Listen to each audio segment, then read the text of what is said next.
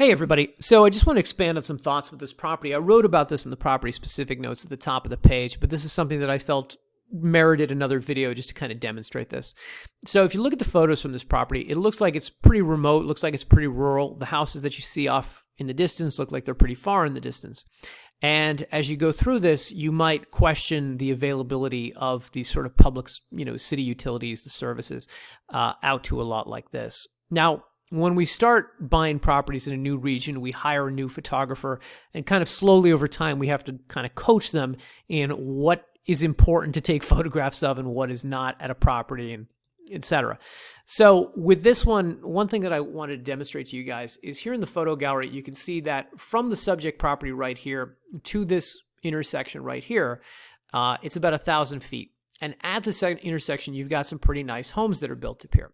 Now, one thing that we don't have in the gallery that I think is of great value, and so I want to take the time to show you, is if you kind of zoom in here on this intersection. Again, this street is called Cometta, but it seems to be a typo in Google. Whatever the case, if you zoom in here where Cometta becomes Linda and it crosses with Fitzroy, if you zoom in here on the street, what you're going to see is, number one, pretty nice house over here.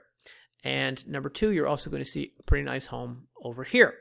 More importantly, however, is you can see, let me do one of those. There we go. You can see city utilities right here. There's a sewer line right here. Now, obviously, these houses have power at the lot line. Obviously, anybody who's living in a house that's this nice has running water to it. They're not using a well.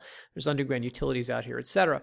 But the point is that I just wanted to demonstrate that these city utilities do exist, and they do exist fairly close to the subject property, roughly 1,000 feet down the road. Now, additionally, I just kind of want to show you guys this. So this is Leslie right here. Leslie's one of the what we'll call major roads running through Pahrump, or certainly through this subdivision. If you look at Fitzroy as it runs north-south here, what you'll see is there's a lot of homes that are hugging Fitzroy, a lot of nice homes that are hugging this area, which all obviously have city utilities going to them. You'll see a little bit, like one's further extended off of Fitzroy here along Big Oak. This one is, maybe not as far as this property is from this intersection, but, it's further out there.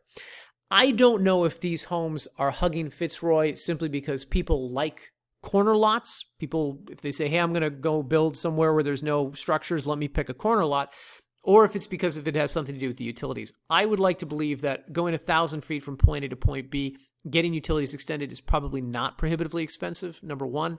And number two, if you are one of these people who's decided to build a really nice house out here, maybe you've already factored in these costs. It's part of the cost of doing business. It's part of getting a home out here in a really nice region like this. Whatever the case, I did just want to discuss that in the video. I did just want to point out that for however remote this property may look in the photos, it is actually very close to this development nearby. And additionally, if you go back to this very first photo, you can see you've got some really pretty views of the foothills just over here to the west. Anyway, that's all, guys. Thanks for watching.